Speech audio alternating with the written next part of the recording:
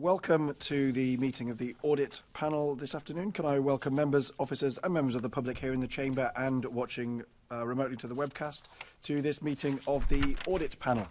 I would like to also welcome Assembly Member Caroline Pidgeon, who is attending and participating in this afternoon's meeting as an observer. Please make sure your electronic devices are off or in silent mode to avoid any interruptions or strange buzzing noises. And if I could start by asking our clerk, Jada Hopwood-Cummings, if any apologies have been received. Thank you, Chairman. Apologies have been received from Assembly Member Peter Fortune, for whom Assembly Member Susan Hall is substituting. Thank you very much. So before we begin, I would just like to welcome all of our guests who will be joining us at various points of today's meeting. We have here in the room, we have Janet Dawson, who's Head of Government and Public Services Assurance at EY. We have Chloe Wilkinson, who is Audit Manager at EY. We have Catherine Barber, who's Assistant Director of Environment and Energy at the GLA. We have David Gallie, who's Executive Director of Resources at the GLA. We have David Esling, Head of Audit and Assurance at the GLA. We have Steve. We do not have Steve. No, he's not there. I have extra people who are joining later, but already I do have. I can't quite see. Do we have Steve? No. We don't have Steve. Joining remotely, we have Chetan Ladd, Senior Commercial Manager at the GLA, and we have Mark Woodley, Group Audit Lead of MOPAC, and I think we should also have Michelle Wells, although I can't see her. Is she there as well? She is the Head of Performance and Governance at the GLA. So hopefully that will work seamlessly with so many guests and a nice mixture of people in the room and people remotely. I can foresee no problems.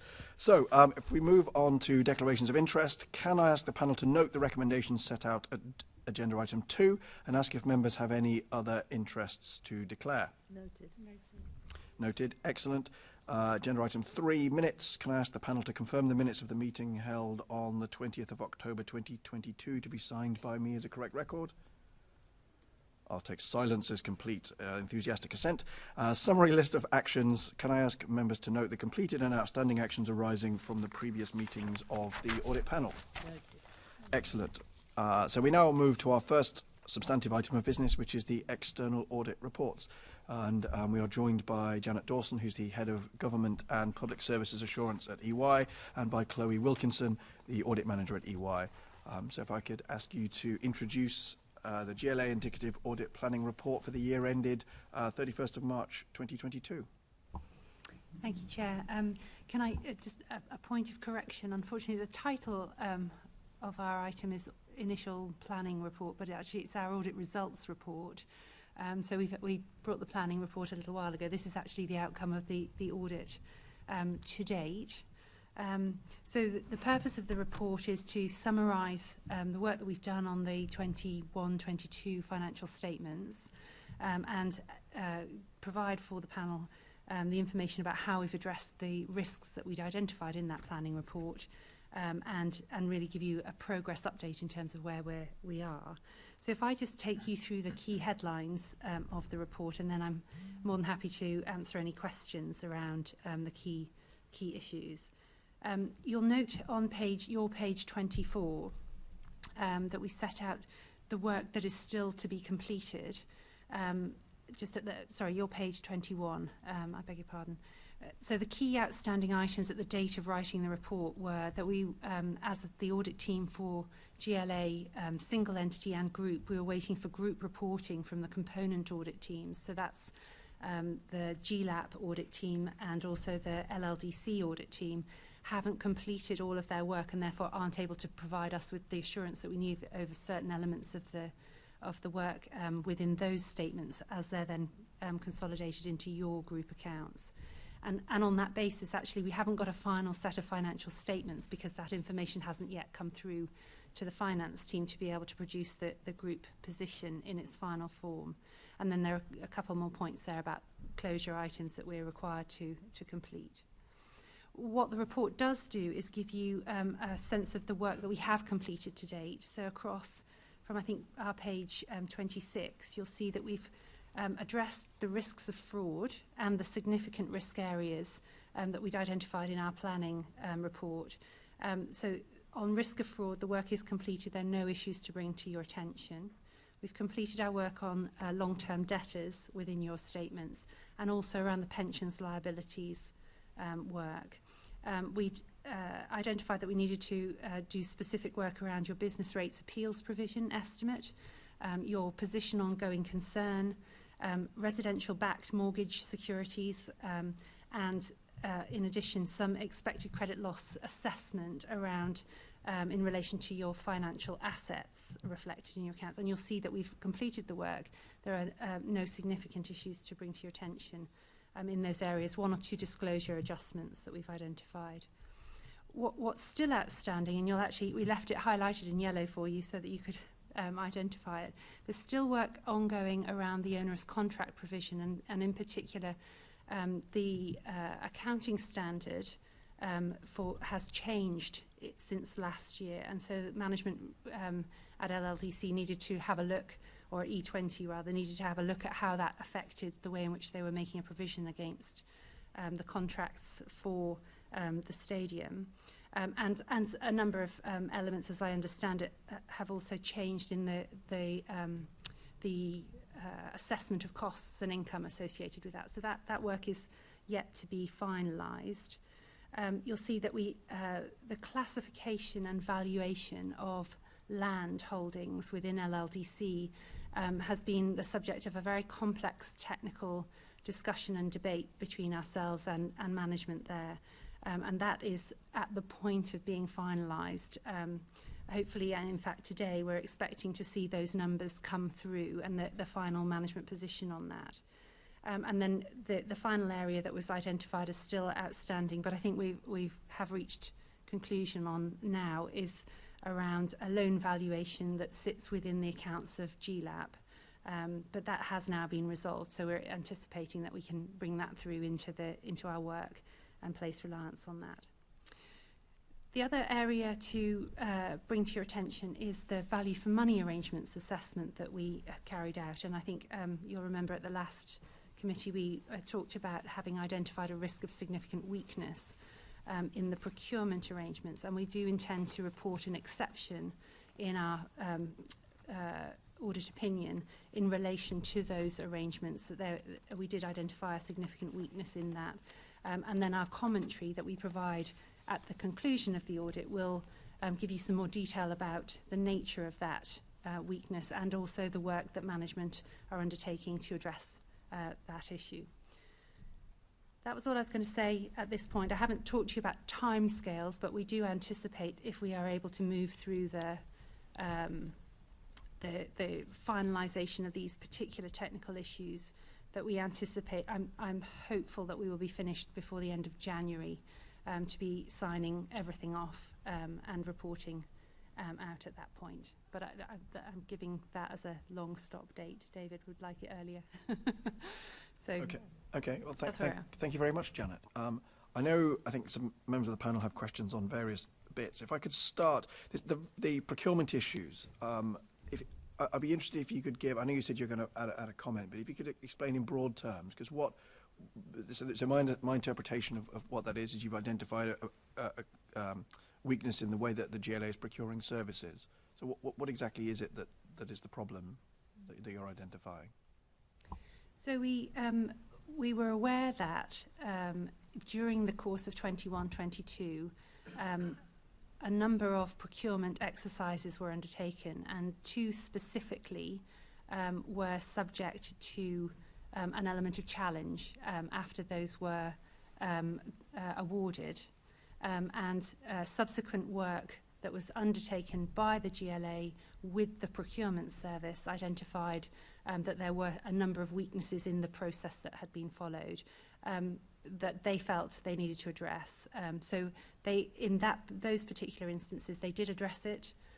They dealt with the situation, but I think that you'll note from our report, management intend to undertake a detailed review of how that arose and ensure that the arrangements that have been put in place since then, because there have been a number of changes to the procurement arrangements over the summer, they want to just reconfirm that those changes have now reduced the risk of weakness in the overall arrangements for future procurements. Okay, Is that work that you're leading, David Gallie? I assume that's sort of on your desk, is it? I mean, I've commissioned the work. I've commissioned TfL. TfL organise our procurement arrangements, and I've commissioned TfL's IPAG, their specialist investigators, to do the lessons learnt report ultimately for me, so that we can gain the assurance that Janet rightly seeks. Okay, but you're confident, though, from your point of view, that work is going to get us on track, is it? Very much so. I think it's more, to my mind, as Janet says, we've addressed the issues that rose from the challenges. I think it's, for me, understanding the lessons we can learn from that, to ensure that we avoid any repetition. Okay, thank you, David. So, Janet, before I throw it open to the panel, I think the other question I had was about this LLDC property valuation business. So my understanding of what's gone on there, so I'm going to paraphrase my understanding, and then please do correct me or if I'm wrong.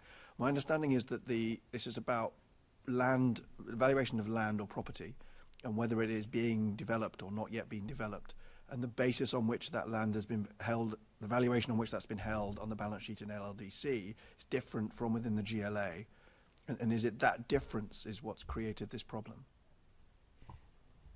Actually, Chair, it's the technical assessment of the different parcels of land and the different development approaches that are being taken, the different contractual arrangements and the different stage of the development that they're at, leads to the complexity as to how you value the land under accounting terms. So there are specialists involved, but then also how you then reflect that. So, for example, if you have a residential development that you intend to then sell later, the land that you put into, as the development starts, the land that you put in changes in nature and the basis of valuation then changes. So where it sits on the balance sheet moves. And so it's down to not only the nature of the development arrangement, but then timing of certain trigger events that move the basis of valuation and the presentation of it. And because LLDC has a raft of different ways in which it's developing the overall Olympic site and parcels of land, we're needing to go back through that with management very carefully. It's not a disagreement between them and then GLA's presentation. It's a focus on getting it absolutely right in LLDC to then come up into the consolidation. And my understanding is that's I think you suggested it just now, that's going back over multiple years, so it's a question of then reconciling, I guess, things that have been signed off in previous years, which now are effectively being unsigned off and reviewed. Is that what's happening? We're certainly questioning with management whether or not those trigger events had been identified at the point of time that they took place and whether there's a correction required in a number of cases, yes. But those previous years, had they not previously been signed off by auditors? Yes, they've both been presented by management and signed off by auditors, but I think it's down to the complexity and the change in the different accounting standards that apply, that perhaps there's a correction that's required, yes, in terms of prior period adjustments. Okay. I don't know whether anybody wants to add anything on that. I suppose I'm struggling to understand why it was, how was it signed off previously, but now a problem with those previous years has arisen, a discrepancy? Well, I think I would take you back to the point of, so management have looked at the way in which they are dealing with... This is LLDC management, you mean? LLDC management have looked at the way in which they are approaching each of those developments, and in fact they, so into the technical analysis of it is whether or not it's one investment property and the whole site at the purpose of LLDC, the legislation and regulatory basis for it allows you to look through and look at the site as one site and therefore one investment property, and that's the basis on which they have been presenting it to date, and on which we've been persuaded that that was appropriate. But having looked in more detail now at certain changes in the treatment and the development processes over the last couple of years in particular, we can actually see that other trigger points at a lower level have occurred, and therefore there's a correction that's required. That those weren't assessed by management originally and weren't assessed by the auditors. Okay. So I think did somebody had a question about the onerous contract provision? Was that you, Caroline? Wanted to ask about that? On That stadium. the stadium, yeah. Yes. Yeah, I did. I wanted to, and I can't find the exact reference. You've got this. You've also been doing a lot of work looking at the contract with the stadium and E20 and so on, which is clearly a huge risk. And you flagged that, but also I saw in here, which I can't quite identify at the moment as I'm trying to skim through it, the issue of the naming rights, the stadium, and the value of that. And we've had budget committee recently and previous committees, and we've heard figures between 2 million and 4 million. The Assembly's now received correspondence from West Ham United Football Club raising issues around that. I'm just wondering whether you can explain a bit more your concerns about that and how big a risk that is, please. So bearing in mind that we're looking at it in terms of the accounting treatment for it rather than the business risk associated with it. So I think anything that I comment on is in relation to how do you present fairly the accounting treatment of the risk. So we are looking at, under the accounting standard, the costs associated with that contract over the lifetime of it. Also the income associated with that, management's assumptions and estimates and judgments about what those costs and the income will be, applying the accounting standard requirements. And then what we've done is done a sensitivity analysis on how reasonable are management's estimates of those costs and the likely income over actually a 93-year period. So there is a lot of critical judgment in this. And then what we're doing is trying to understand how management have derived their assessment of the provision and whether or not we think that's reasonable based on different sensitivity analysis. So our reference to the naming rights is, what have management assumed that they're getting from that, and how reasonable is that assumption, and what impact does that have on the overall calculation of the provision? And as I say, we haven't yet had that fully reported to us from the component audit team. So until we have, it's probably inappropriate for me to comment on the landing on that figure, if you see what I mean. So when would you expect to have that? Because this feels quite late in the day to me that you still haven't got all these bits together. And if LLDC in particular aren't delivering, David is, I know you're Director of Finance here, but actually, what clout do you have over the functional bodies to actually deliver on time for their part in this? I think Janet would testify that I have done everything in my powers to resolve all the issues that she has with LLDC, because obviously it impacts upon our GLA accounts being signed off. So I have been, I think, very vigilant, I think it would be fair to say, with LLDC. But clearly the issue about naming rights is something that obviously has been part of the conversations at the Budget Committee, and obviously remains an issue that needs to be brought forward to the Assembly around what LLDC will finally conclude and what's possible around naming rights. But it would be particularly helpful when you have the final figures to draw that out for us. I know you're talking, it's about your work is about the accounting treatment of risk, but actually for us to fully understand what management's assumptions are and how great the risk is, because as amateurs in this, we feel that actually there's a huge risk here, so it would be useful to understand that from your professional opinion. Okay, I don't think there were any further questions on the external audit, actually, so thank you very much. Hopefully we can get to the bottom of the LLDC land value issue and sign those off promptly. Sorry, were you catching my eye or just adjusting in your seat? David? Okay, fair enough. Sorry, I do apologise. In that case, Janet, thank you very much, and thank you, Chloe, as well, for coming along. So if we move on to the next item, which is the thematic review of London Power.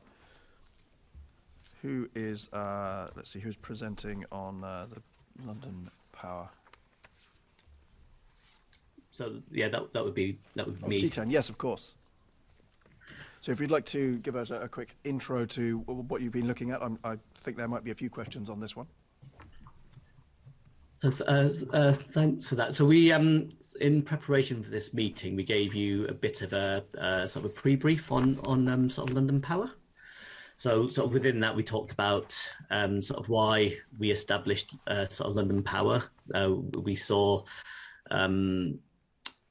sort of a dysfunction in the energy market, or the mayor saw a dysfunction in the energy market, which London has especially suffered from, and wanted to create an energy company offering fair, affordable and green energy to correct that. So there was a lot of work set up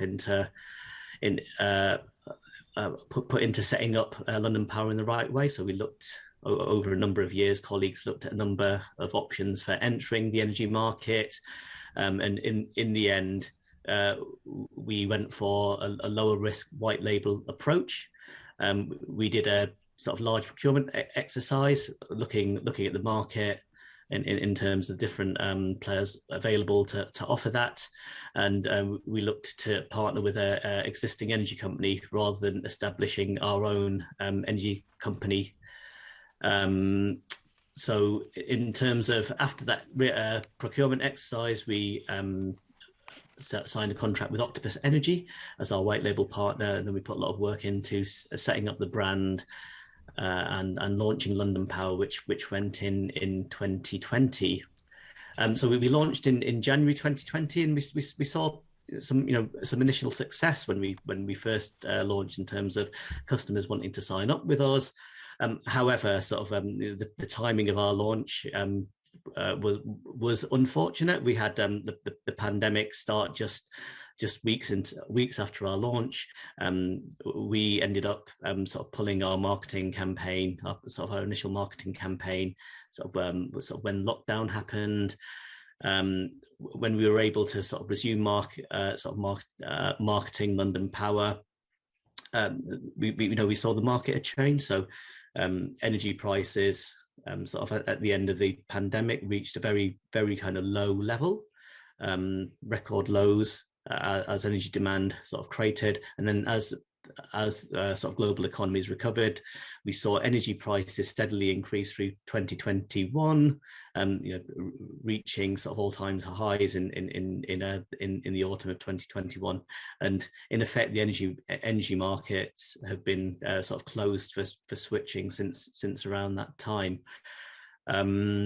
So in the past year, in 2022, we've responded to sort of mitigate sort of that risk. So we and other energy companies are advising customers not to switch at the moment, and to make sure that sort of we sort of cut our costs. We've reduced our resource allocation sort of internally for London Power. Sort of whilst ensuring that our partner still provides a sort of excellent level of customer service. So we're in a point now where we've throughout the summer we've been just watching the market, and in the next quarter we'll be going back to sort of our steering committee with some views and options on how to take London Power forward. So I hope that's a bit of a sort of quick summary of sort of the information that we'd sort of put into pre-briefing paper for you, and I'm happy to answer any questions. Thank you very much. Yes, that was very useful. I think, as you say, the timing of it was quite unfortunate, wasn't it, with all of the what happened in the energy market. I know that, in effect, this is sort of an item that was picked up, I suppose, from work that was done in last year's audit panel, which by good fortune and good luck we happen to have today the chair at the time with us. So I know Assemblymember Hall would like to, she has a number of questions, I think, picking up from the work that was done last year. I do. Thank you, Chair. Hello, Chetan. How much of the GLA's loan has London Power spent and paid back? So, in terms of how how that sort of loan works, the GLA I guess stepping back, so when we first started, we started with 0 customers. Our revenue comes through sort of commissions as sort of customers come on and stay with us. So the GLA offered London Power a loan to cover the difference between the running costs until the sort of commission came to that level. And so at the end of the sort of previous financial year, sort of 21-22, that balance was at 159,000 out of sort of a maximum value of 906,000. And what we've done this year is we've tried to cut our internal costs as much as possible to ensure that, as far as we can, we don't call on that loan. Okay, so how much money is London Power either losing or making? What's your rough assessment? So it's this financial year. Yes. So this financial year, we aim to operate at no net direct cost to the taxpayer. So we're aiming to make no further call on that loan. At the end of this year. But you still owe 159k of the loan. Yes. Okay. I mean that was as at the end of the financial year. So in terms of what we try to do to sort of minimise any interest payments, sort of depending on the cash balance that we have, and the way that we work, we recharge our staff. The staff costs are recharged to London Power from the GLA at the end of the financial year, but we'll receive sort of income throughout the year. So we'll try and sort of pay back some of that money throughout the year to keep our sort of interest as low as possible. Okay. And then, so I mean, when do you think when are you aiming to owe the GLA nothing? When are you hoping to break even? Or make a profit? So I mean, the only we've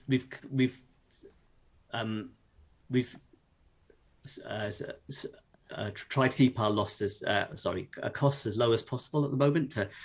Was that a Freudian slip there? Sorry, never mind. Carry on. Sorry.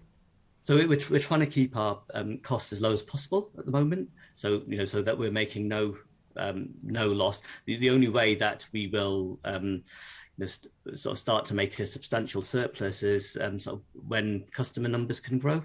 And at the moment we can't grow our customer numbers, given the state of the market and the intervention that the government's done in the market. At the moment we have a sort of a prices cap for average households at £2,500 a year. The calculation of Ofgem's price cap currently is around 3,600. It'll be 4,200 from January. So the government are subsidising costs for everyone. Once energy prices in the wholesale market start to drop below the levels that we have now, and we can offer customers savings below that price cap, we think we'd be in a great position to take on new customers and grow the business. Well, as long as it's growing, not at the cost of the taxpayer. So as long as the loan, you've paid off the loan, and then you'll run it as a business. That's your intention, isn't it? Yeah. Okay. But we need the market to sort of return to a more normal footing before we're able to do that. I know, but I seem to recall that you weren't performing very well before the market became unstable, were you? So it's been I guess it's been a challenging time since around last autumn. It's been sort of hard for any energy companies to pick up customers, just because of the dynamics of the market. You can't offer customers savings, and in the current market, it's impossible for any suppliers to take on new customers without without making a loss. Absolutely. So, I mean, at some point, will you think, is it the right business, if you like, to be in? So we will be looking at various options and putting that to the to our steering committee over the next couple of months. Okay. I mean, what direct involvement does the Deputy Mayor for Environment or the Mayor of London have with London Power? So the Deputy Mayor for the Environment is one of the directors of London Power Company, and she also sits on the steering committee for London Power. She's been very involved in the work in setting up London Power and in taking interest in how the business performs, and we have a lot of sort of involvement with her on that. In terms of the mayor, we also have the mayor's chief of staff was originally on the steering committee, but since for the last year or so, it's the deputy chief of staff. So that's our sort of involvement with the mayor's office is through his deputy chief of staff and through the deputy mayor.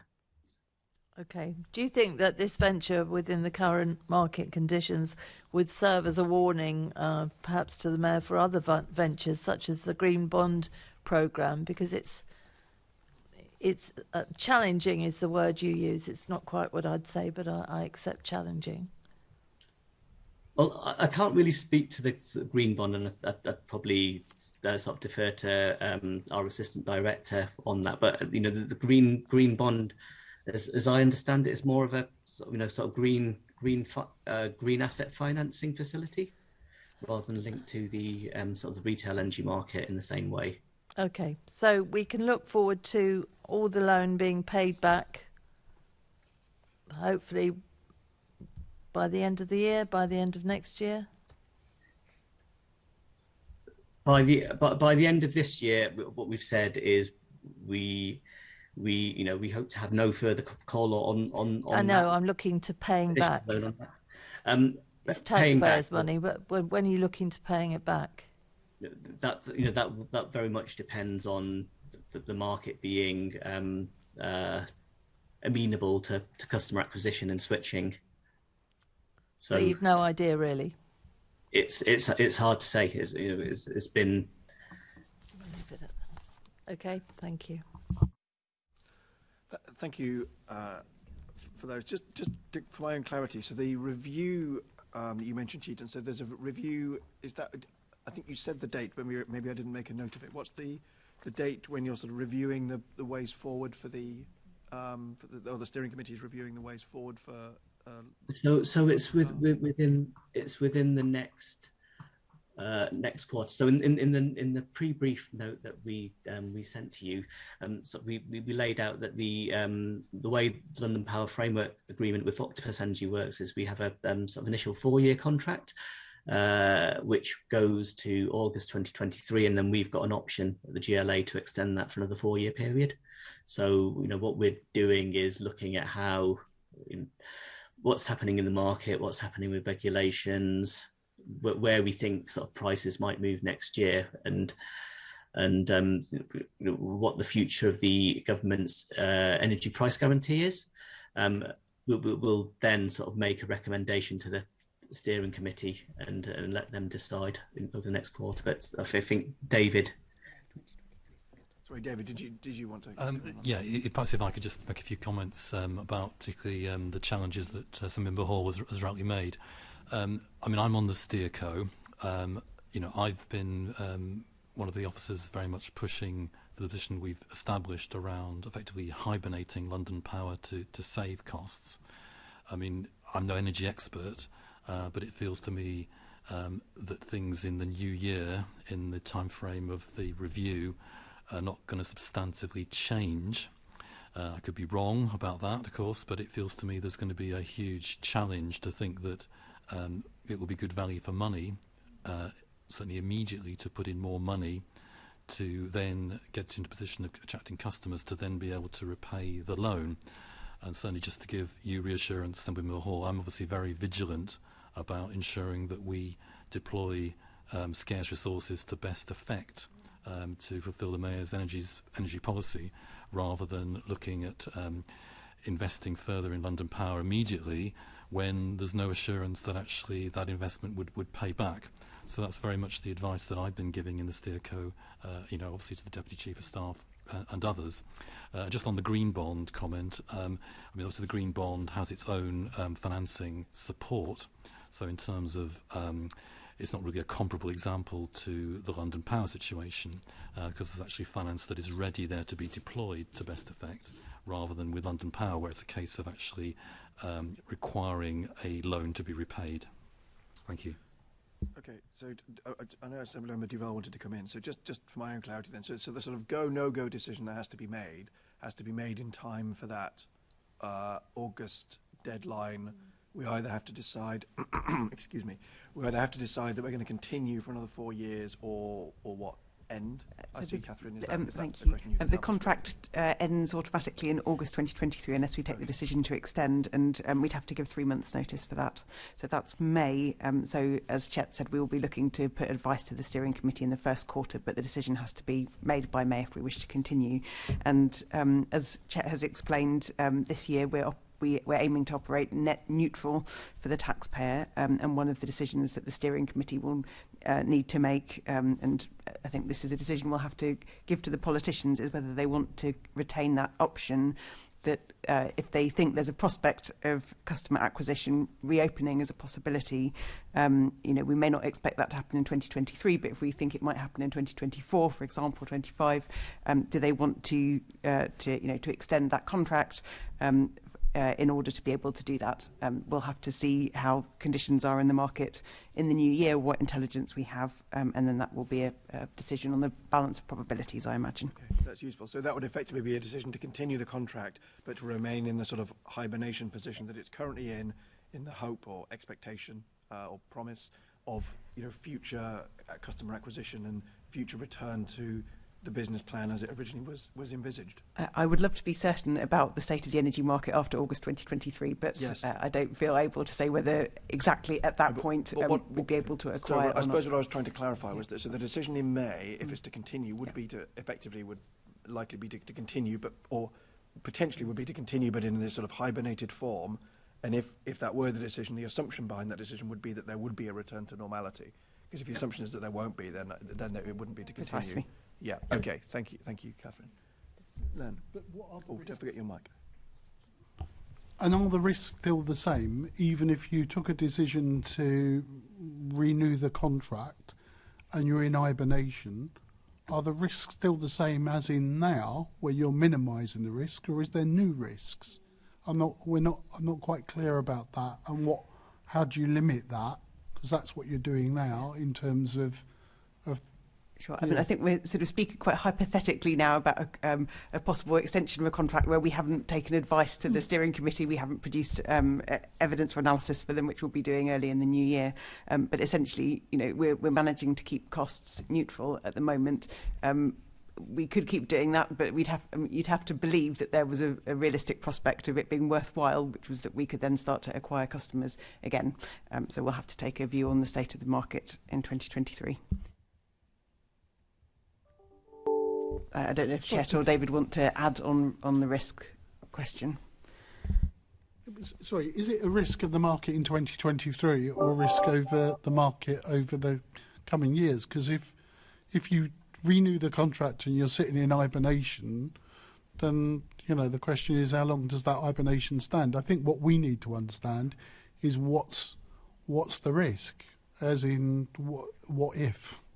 What if X does? Is it the same as now, or could that change if you renew under a contract? I presume there's negotiations with that on another side because of who we're entering into. Is that why you're unclear about what could happen in the future? How does it work? Sure. I don't know whether Chet or David would like to comment on the possibilities of negotiating the contract next year. I wasn't involved in the original negotiation, but I think the prospects, the positive prospects, if we think there's a chance for customer acquisition, which there could well be if prices return or the market returns to something like we experienced as normal, with switching being possible. But we just haven't seen that now for over a year, and it feels difficult to speculate about what the circumstances will be.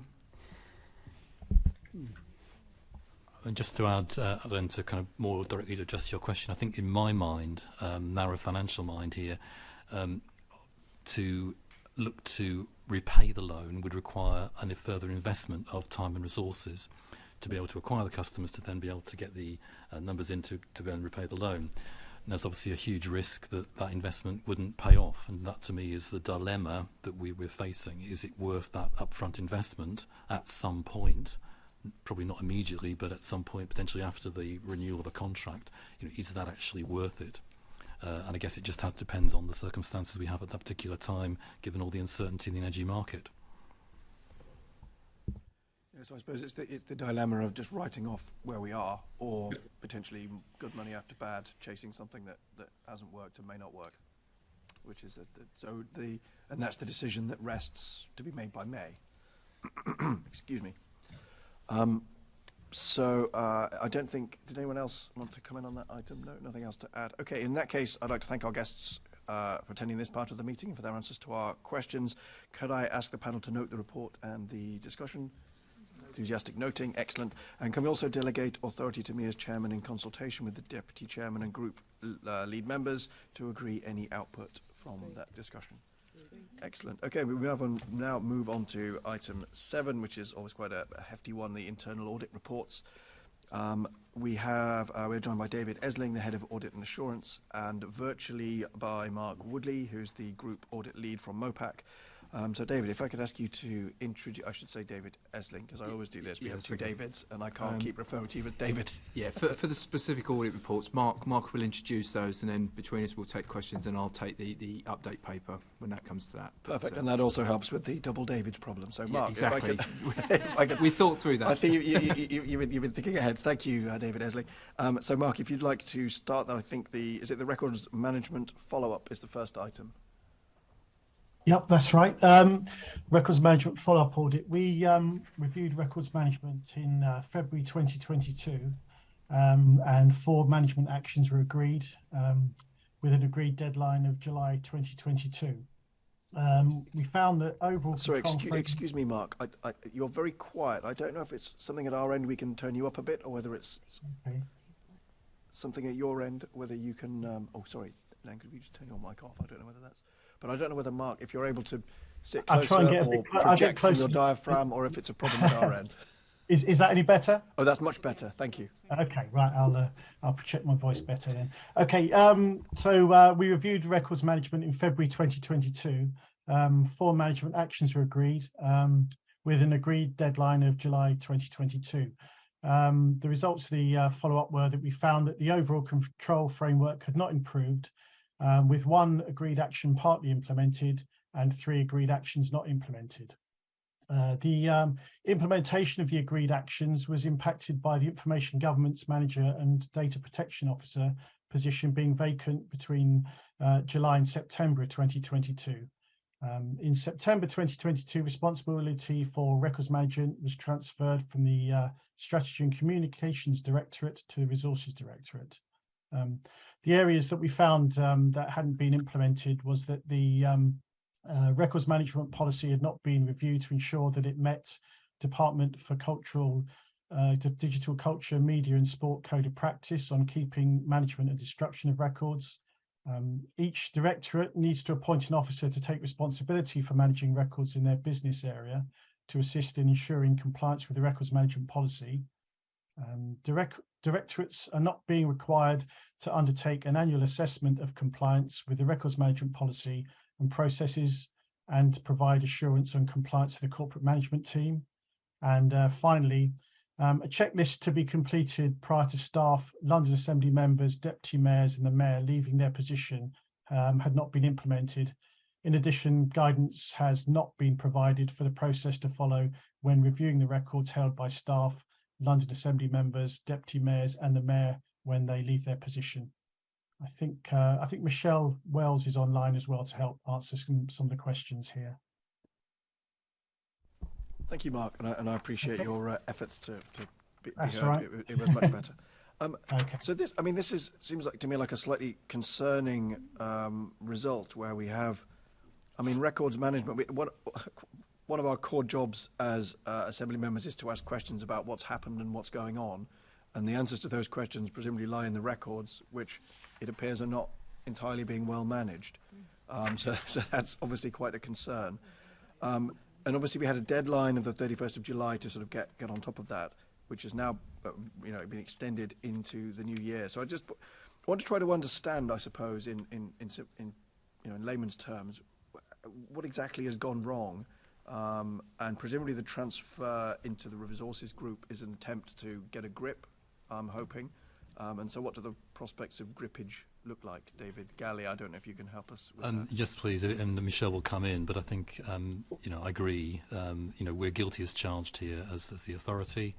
Unfortunately, the outgoing information governance manager, did not address the original recommendations in the way that he should have done. That's unfortunate, and so part of the rationale for not only it going under Resources Directorate, but also under new management, under Michelle, and the appointment of a new information governance manager is to get a grip on that, and precisely to do so, to recognise the importance of this issue, but also to have a realistic plan to address the issues that have arisen.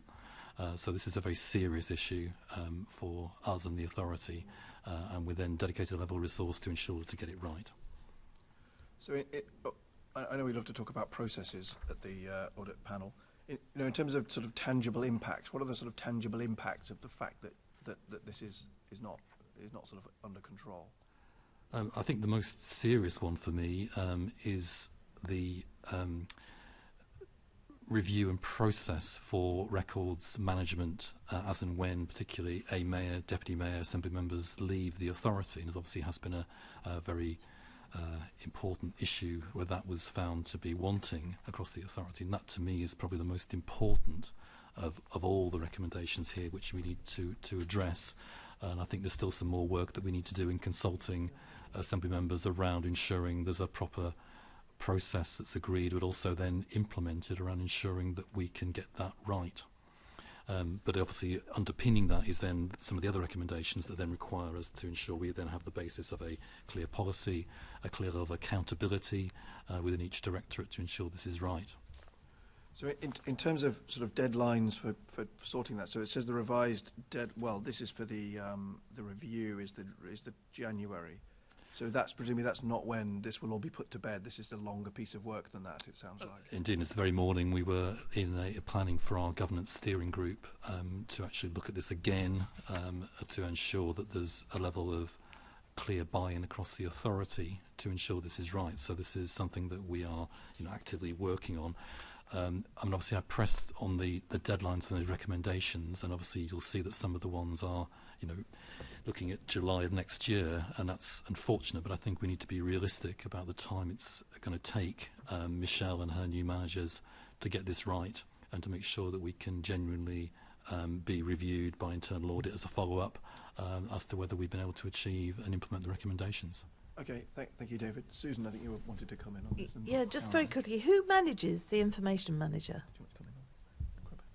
So Michelle Wells, our new head of governance, manages the new information governance manager, and Michelle reports to Enver, who then reports to me. Who managed the one before? So the one that's got it wrong? Niran Mafada, as the exec director in strategy and comms, was the line manager of the outgoing information governance manager, again through because the information governance was previously split from the governance team to be under strategy and communications, with the balance of the governance team remaining under resources.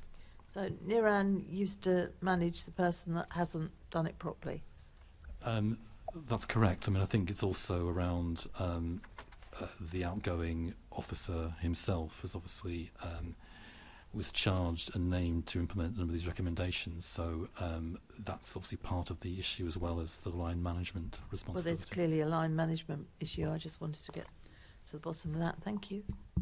Caroline. Yeah, just observing that you talked about you've got a steering group that's going to be looking at this. You talked about that on the previous report that we were just discussing on London Power. But ultimately, who holds these officers to account? Because surely you're an executive director, you're in the top team here, you see all these risks that come up.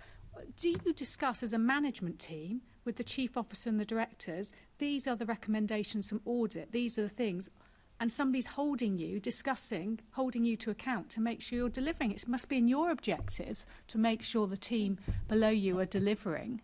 And I just don't understand how this has slipped. You can't just blame one officer for leaving.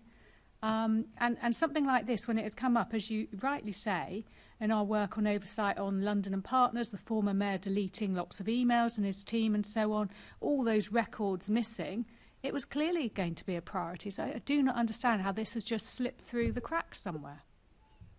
I mean, there's the governance steering group, which I chair, throughout the last couple of years has obviously reviewed information governance. It's a clear element of their remit. And this has been an ongoing problem and issue. I mean, information governance is something that is very tricky, very difficult.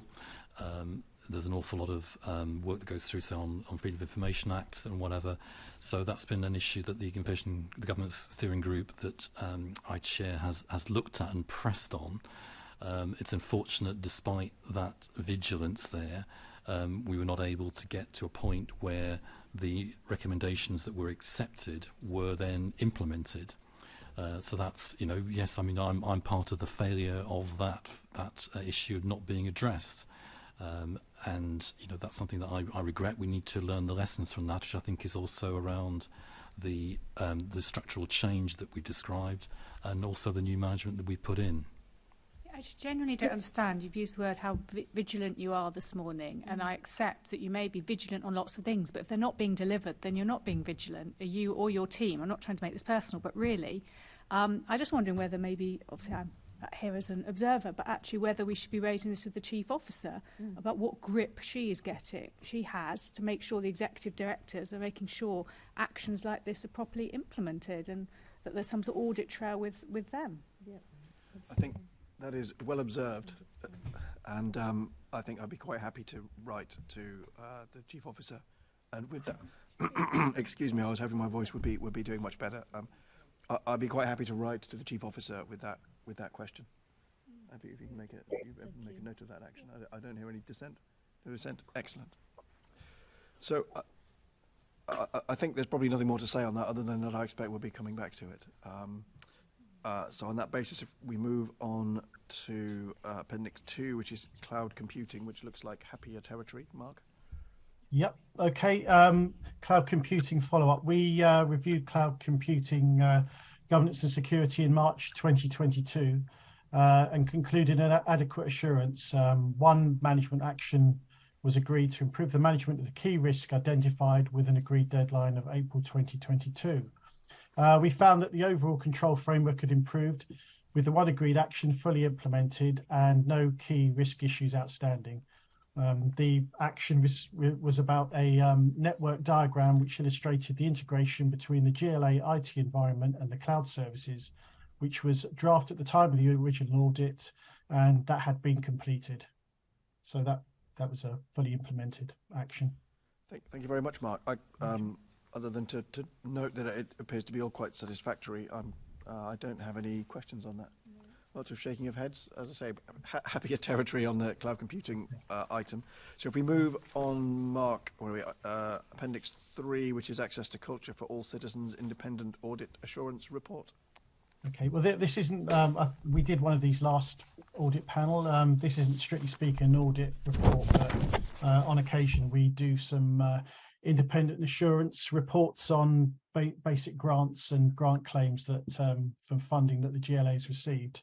And this was about an independent assurance report relating to access to culture for all citizens project, which consisted of checking and confirming the expenditure spent on the project.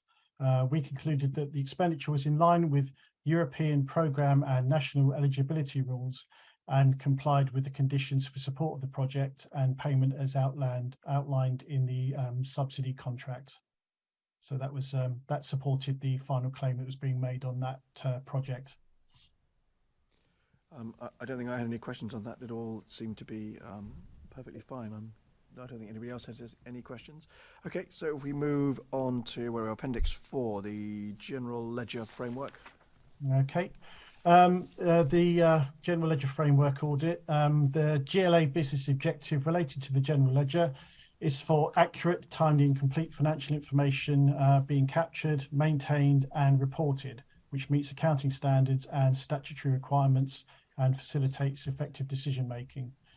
We gave this review an adequate rating with 5 risk areas identified.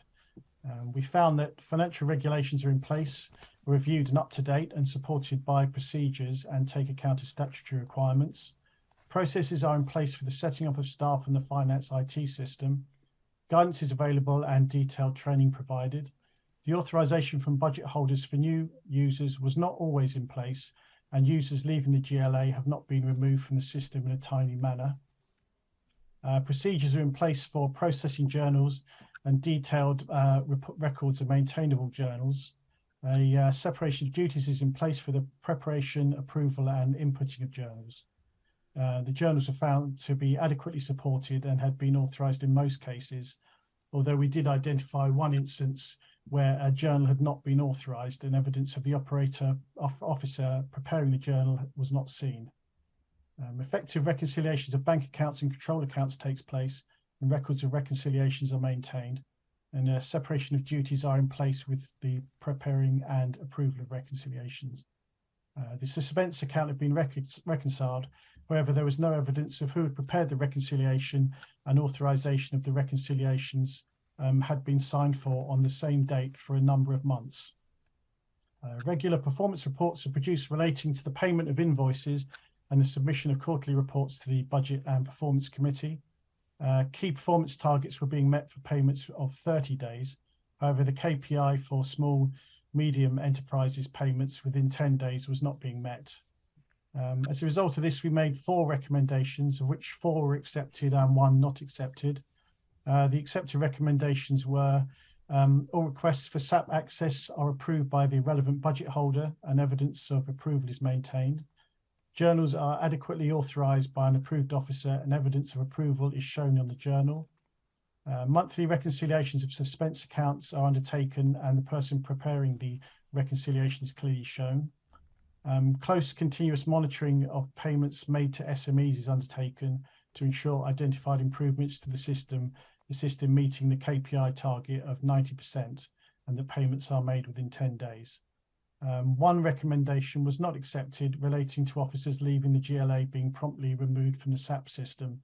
The GLA responded that SAP accounts are left open to allow any legacy workflow to be redirected, and that at the year end, the SAP accounts are deleted. I think David Gallie's here to answer any questions as well. Thank you, Mark.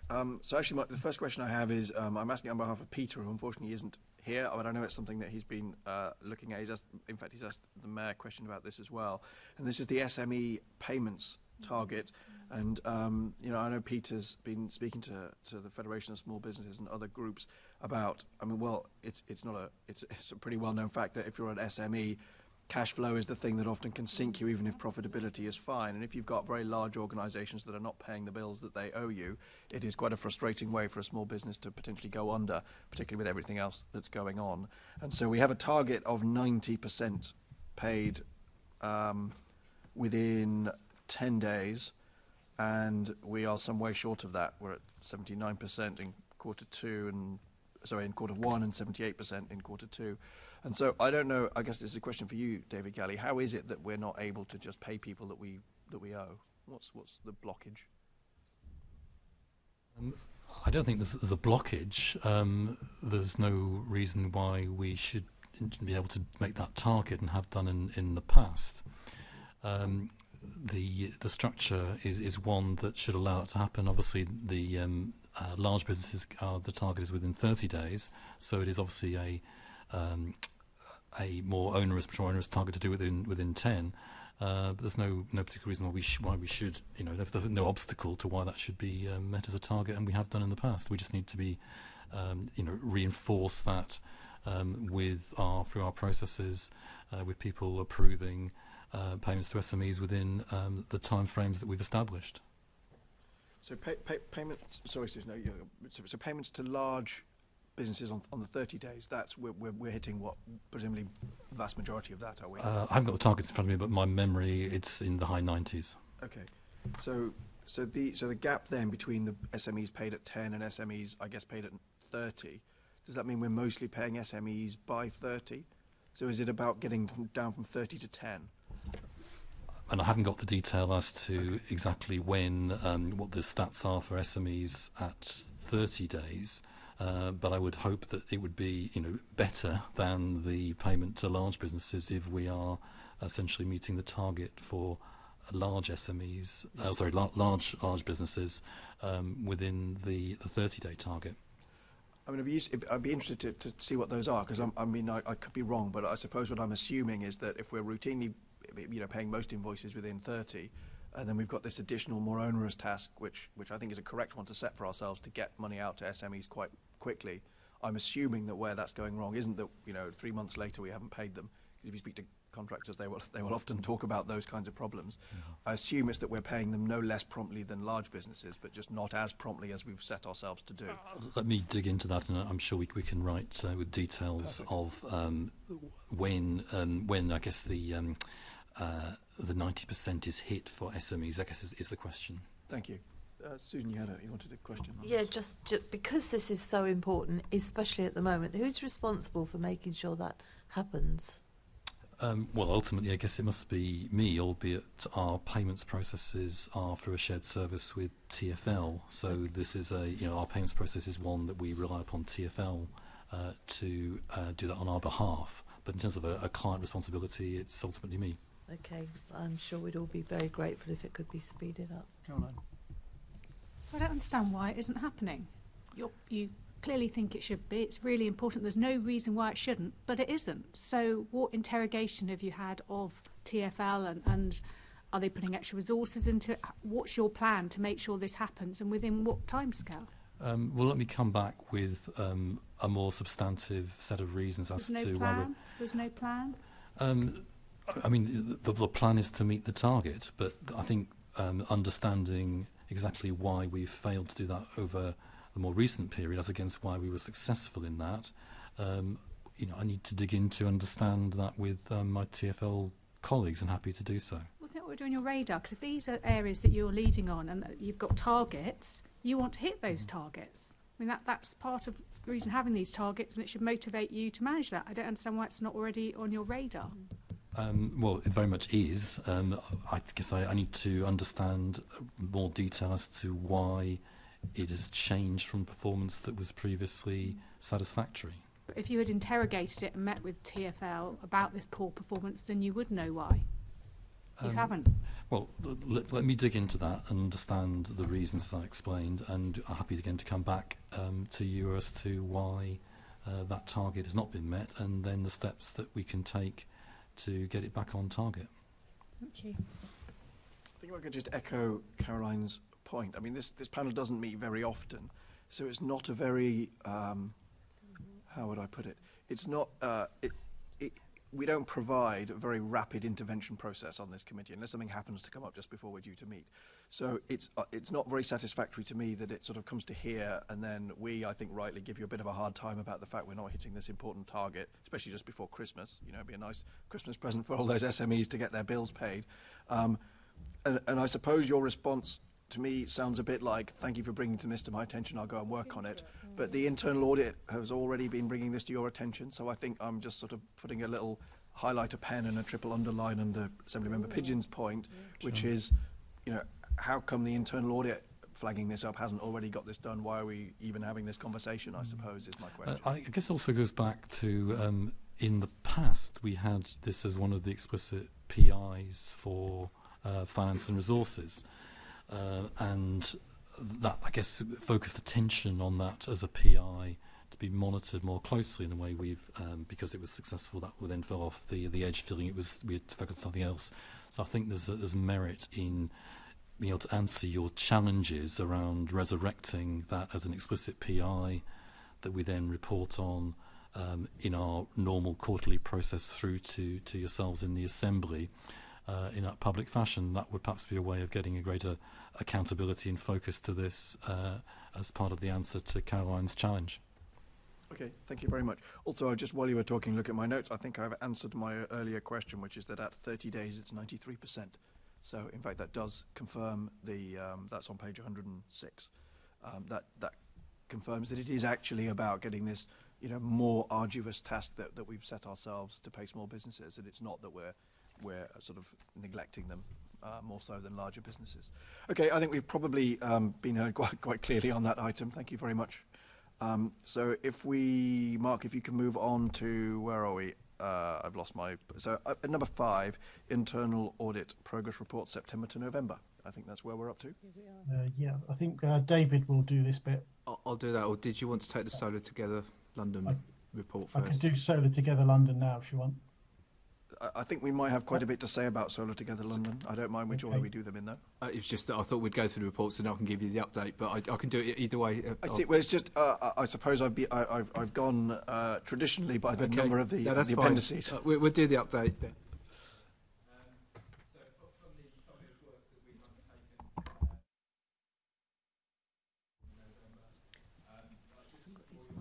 Oh, sorry, David, if you could just turn your microphone on. Thank you. Sorry, for the work undertaken end of September to end of November, I'll draw your attention, because we've gone through most of the reports as we just discussed the Solar Together London. We'll take you through that after this. Just draw your attention really on the counter-fraud work that we've completed in the third quarter. The National Fraud Initiative matching work has continued, and we're due to receive all necessary evidence for investigation by the end of January 2023. So then the substantive work on any matches that come through from that will begin. It's draw your attention again to the malicious phishing attack that took place, and initially was undertaken by TG, and we were, as a DARA, were involved with the further work to identify those who had effectively been hacked as part of that. So we've locked it down. I think really to highlight here that the attack was looking to obtain funds of 3.3 million and potentially 499.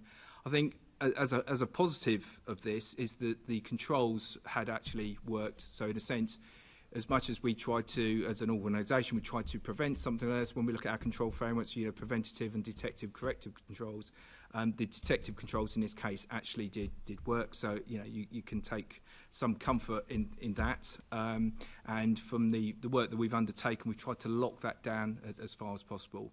And I know we've had conversations in the past about cybersecurity, and I think most organisations are at the point now where it's not you can't prevent it totally. It's a case of how you deal with it once or if that does occur. So I think the positive from that is that it was identified and no money's left the organisation, and we've been able to lock down those particular accounts.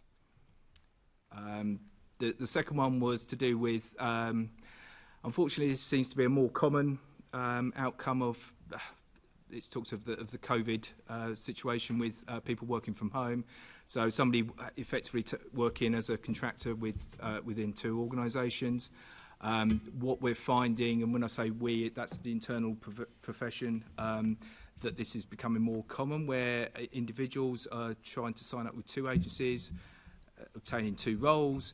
They're fairly clever in trying to play one organisation off against the other. So the normal sort of controls you'd have in place of line management probably take a little bit more time. This individual, however, was identified and promptly removed from the organisation. We are undertaking further work with that, and that has been reported to Action Fraud. And we're also dealing with London boroughs as part of an exercise to highlight this and looking into ways of introducing that as part of that national fraud work. I know David's also raised this with the London Treasurers Association, so there's a lot of proactive work that we're trying to undertake to obviously prevent this occurrence taking place in the future. I mean, we'll take those points in a minute. The last point I'd like to make is the current investigation is the loss or potential loss, shall we say, of Surface Pros from Union Street. We are in the process of, as I say, investigating that and undertaking interviews to really get to grips of exactly what has occurred in that situation. So, and as I think as the point made here, we will report the outcome of those to the next audit panel. Again, willing to take any questions on any of the points that I've sort of drawn from that, or any other bits within that paper that you feel you may wish to ask questions on.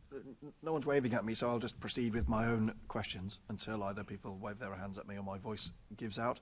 I was interested in this I suppose, new innovation in contracting fraud, whereby you take a contract work with multiple different organisations, and I can imagine people sort of sitting at home playing off one against another or doing, so I suppose the two questions that struck me about it were, number one, is it definitely only agency staff, or is it possible that direct employees are doing this as well? I can see how the same operation would work if you're a direct employee of multiple organisations.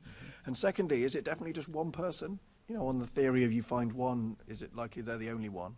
So to answer the first one, it is a possibility. The new working environment could allow that. So and sort of taking the 2 points really, what we're trying to do. So if it employs is part of this work that we're doing as counter fraud, working with other London boroughs, potentially other agencies, is to look at and try and match where that those incidents occur. Although it's probably becoming more prevalent, as we've seen, it's not unique. It has happened. It has happened in the past, and we've, unfortunately, through my working career, it isn't a new fraud. It's going probably to the control aspect of the line management. So how can you pick up on this? I mean, and sometimes it's the time frame. So if somebody decides they can start work, say at 8 o'clock in the morning, maybe work till 12 and do 4 hours and then start the other and do that. So it's playing one organisation off against the other and seeing how they can get away with it from that, as I say, the line management control. So it's not a new fraud in itself. However, it's becoming probably, unfortunately, more prevalent because of the remote working. It's a new world of opportunities to carry out an old form of fraud. It is, and so we're now in the process, as I say, of working with other agencies, with London boroughs, to try and match workers to see if there's any repetition of employees. So that was even my question, really, in a sort of tangible way. What does that mean? So it sounds like you're just sort of swapping names and going, have you got a John Doe working in your organisation? Yes. And I can see how that becomes very complicated, because there are lots of people who have the same name who then you have to check. There is, but this also, as I sort of touched on, it touches on the National Fraud Initiative work that we do. So you can then link up with electoral rolls, you can link up with dresses, bank accounts. So it becomes much more sophisticated. Okay. So then you are effectively drilling down to an individual, and then you can see their working patterns, shall we say, from that, and then questions will arise, and then we and other agencies can investigate those to see. Is this something that the employment sort of recruitment and sort of temp staff agencies are involved in as well? Because obviously we're the sort of the victim, as it were, and they're, I hesitate to use the word perpetrator, but they are obviously the platform via which this is enabled. Yeah. So what are they doing? So that's a good. You've just asked the question that I've been asking, actually. So if what we have found is that they'll go with other agencies. So it's somehow getting to tie that information down, going through some of the steps that I've already spoken about.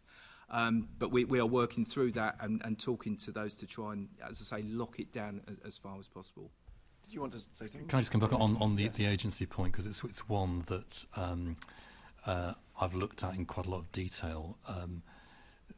In this particular instance of the fraud that we've had here, because it's part of a wider group-wide contract, our non-permanent labour contract, about 15 million across the whole of the group, I'm applying a lot of pressure on Reed as the provider of that contract who, in my mind, are obliged to give us candidates who are working full-time, and they are under an obligation, I think, to ensure that's the case through making checks as appropriate with other agencies or wherever, to ensure that their offer is genuinely somebody who we are paying for, rather than somebody who is acting fraudulently. So that's a particular issue, but obviously within that wider contract, it's something that we're doing as part of the contract management of our non-permanent labour contract. So presumably this person wasn't placed in two different organisations by the same agency, because presumably they would have picked that up, would they? That's correct, although there's also subcontracting going on between agencies, which I think doesn't take away ultimately their responsibility to offer to ourselves and boroughs people who are working full-time. Yeah, so I can see it's in our interest to try and put the risk on the agency so that they then manage that risk by talking to the other agencies and checking what they're doing. Okay. I think I look forward to seeing where your attempt to answer the same question that we share gets. The missing Surface Pros. I mean, we think that's a one-off, do we, or is that something that's happened over time? What's our sort of sense of what's so part of that piece of work is to establish exactly that. Is this a one-off? Are the records, how are the records kept? So there's some traditional, what I would call traditional audit points that we'd look at there. Then there's an investigation aspect to it, which was, as I say, it's ongoing. We're working through that. One is to establish the numbers and reconciling that to staff issued with hardware. It doesn't necessarily have to be Surface Pros, and then trying to establish exactly that, whether it's a one-off or whether there's some differences or discrepancies in issue. But as I say, that's an ongoing piece of work that we're currently undertaking. Okay, I don't know if anybody had anything else to add on either of those. Oh, I don't think anyone over there was indicating. Caroline. Could I just add on the equipment going missing? Are you doing a wider piece of work auditing the processes for staff who leave, handing in their old equipment before they get their final paycheck, as it were? Because I am aware of staff leaving and being told to post back equipment and their pass, which is not satisfactory at all. It's not secure and means equipment does go missing. So the answer to your question is that is part of that review, because obviously as an HR line management responsibility is to ensure when somebody leaves an organisation that they return the equipment. It's not unheard of, and you've just used a good example there with, say, an individual says, I haven't bought that in. They say, well, can you then return it? So that can happen. However, the process should be that the line manager is able to collect the equipment at the time. So from an audit perspective, we would be looking at that control is acted on. However, there are some times where that does fall down. But we'd like to. Part of that is we'd come back here and say that control needs to be strengthened, and how is that implemented by from an HR perspective to ensure line managers undertake that role. I think I would urge you to really look at that, because I only have a very small office here, but I know of at least two instances where I'm not convinced equipment was retrieved or it was given in to the wrong site or the wrong area, because we're across numerous sites now. And people being told to post things back, including their ID pass, is another risk as well.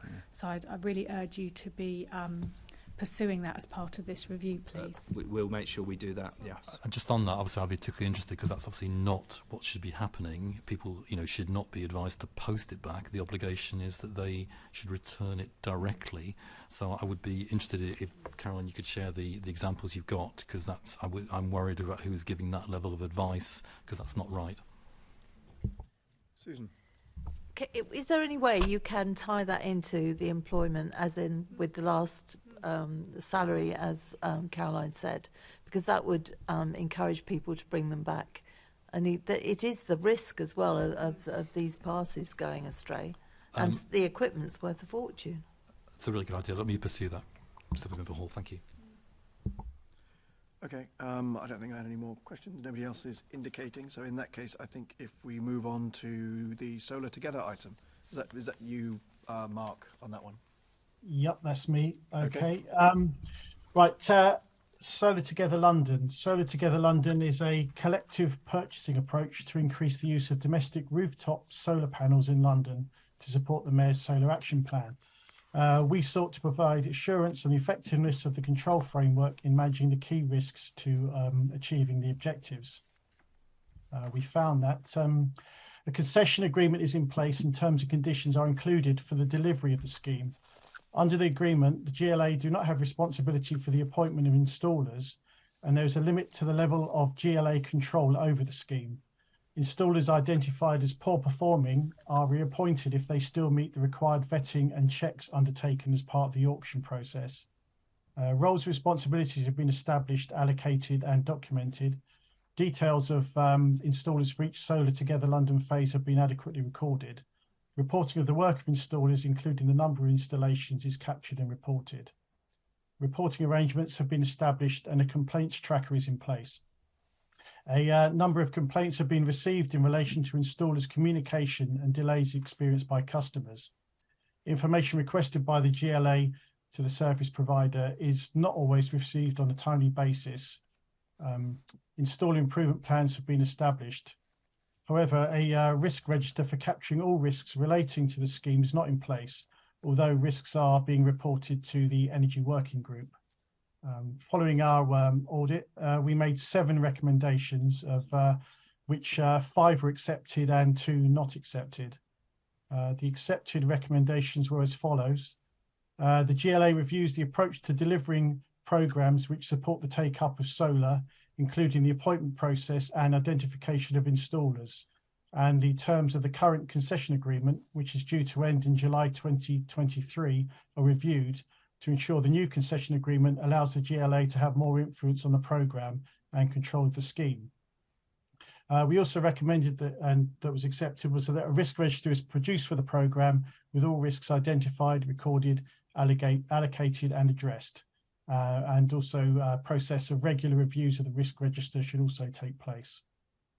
We also recommended that a review of the reasons for goodwill payments was undertaken, and also a review was carried out of the complaints made to Assembly members, the Mayor's office or the Deputy Mayor's office, to ensure that complaints are being adequately dealt with prior to submission to this separate complaints process.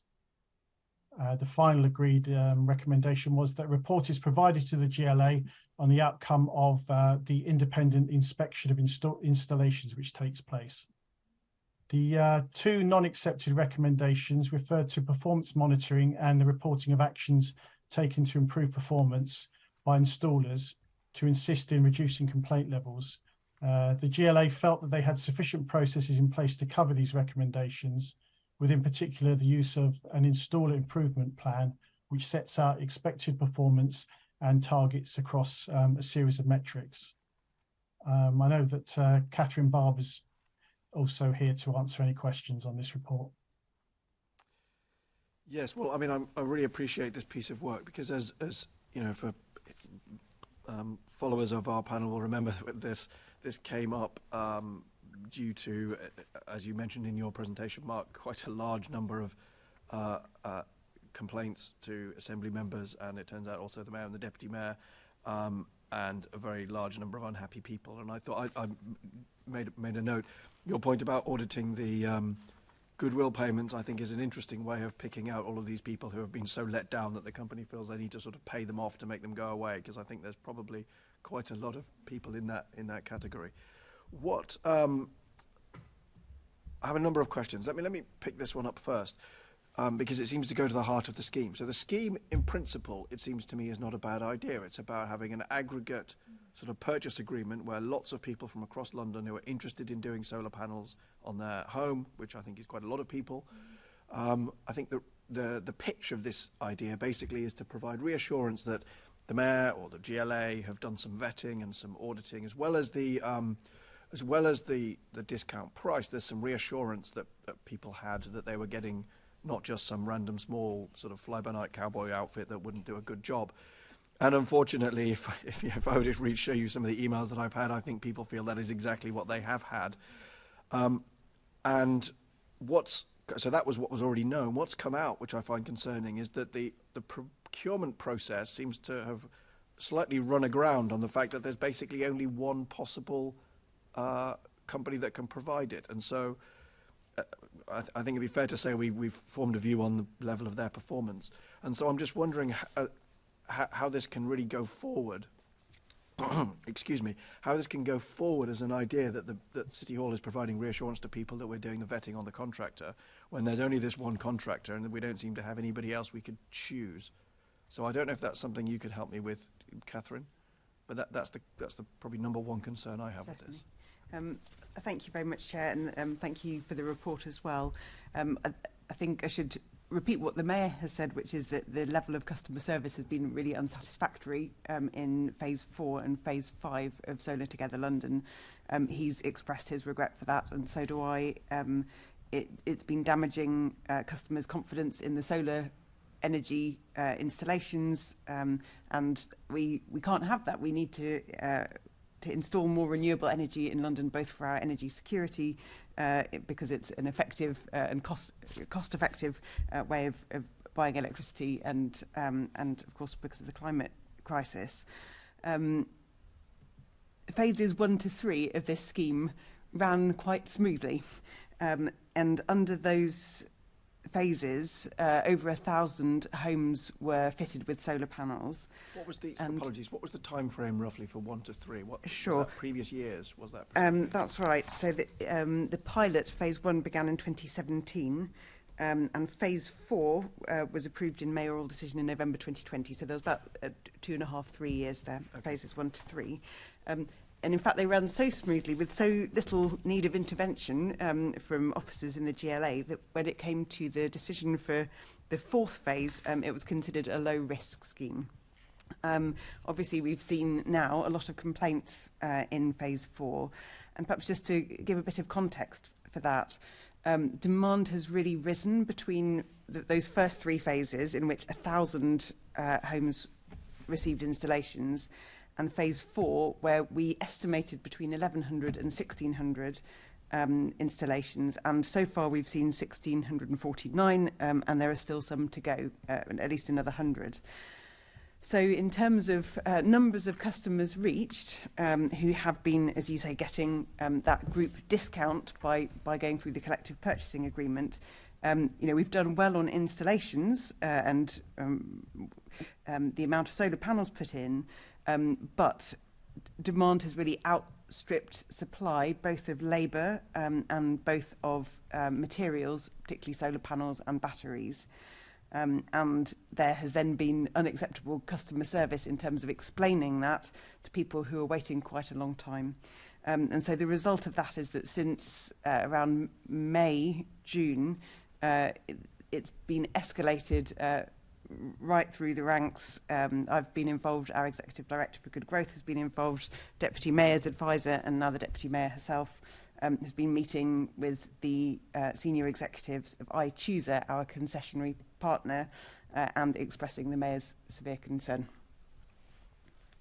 That's interesting. I mean, I think, what you've described, I think, I didn't know the numbers, but I actually had guessed. My intuition was that growth, or that the contractor had bitten off more than they could chew. They were disappointing people because they couldn't fulfill.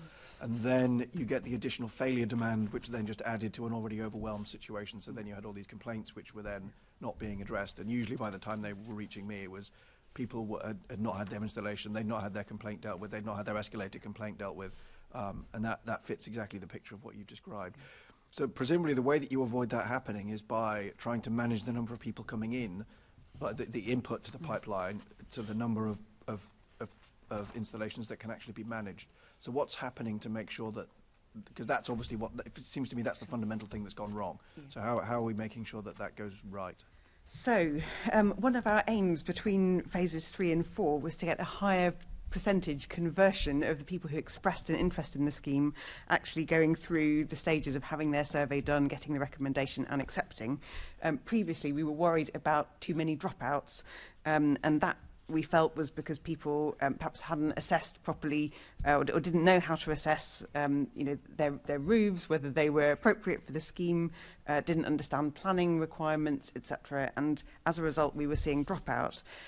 We were very pleased that a higher proportion of the people who started with the scheme in phase 4 then went through to saying, yes, we want to stick with this. Perhaps the energy market situation has helped. It's now, a really good deal. If you got a quote in mid-2021 and you're getting it installed now, the materials and the labour are actually relatively competitive compared to if you then try to, go it alone in the market yourself. And people obviously are looking at the cost of power from the grid. So for various reasons, partly to do with our design and also to do with market circumstances, we're seeing a higher sticking with it rate in phase 4, and I think that's true in phase 5 as well. I don't think we would necessarily want to see attrition because that's a waste of effort, and people are then expressing an interest and falling out. But what we have done in phase 5 is, or what I choose at our concessionary partner has done, is to appoint 3 installation companies rather than just 1, and that was a way of increasing capacity to have greater confidence that the installations could be done in a timely manner.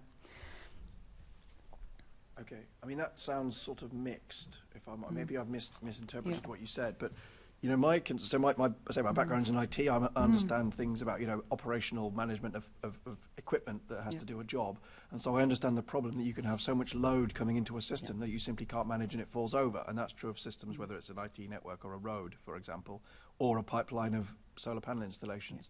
And I don't think what I heard in what you said was that there is actually a plan to make sure that we don't bite off more than we can chew, because it's all well and good saying we want to have lots of people installing solar panels, but what we don't want to have is lots of people who think they're going to get solar panels and end up finding out that what they're actually doing is emailing the mayor saying, why haven't I got my solar panels?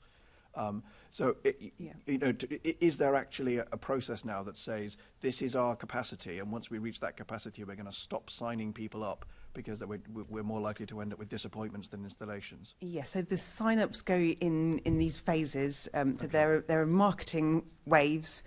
We've had 5 of those. That marketing has happened. People have expressed an interest. They've then applied to have surveys done. They've had the technical surveys, and then they've looked at those and decided do they want to go ahead with the installation. We're not currently open for further expressions of interest. We could run a phase 6. The Deputy Mayor has said to the Environment Committee, I believe, that that was not feeling likely at the moment given experiences with the latest phase, but also because inherent demand in the market is now higher than it was. When this scheme was set up in 2016, or being developed in 2016, there were fewer than 1 installation a day in London of solar panels. That has now changed quite a lot, and we're seeing at least 50 a week in phase 4 of the scheme, just through this scheme, and then of course there'll be sort of private activity as well. So whether there is the same need for the GLA to be involved in another phase is an open question, and that's something we're considering. But right now we're trying to get through phase 4 and 5 and to satisfy customers as best we can. That's the interesting point, the pump priming element. Yeah.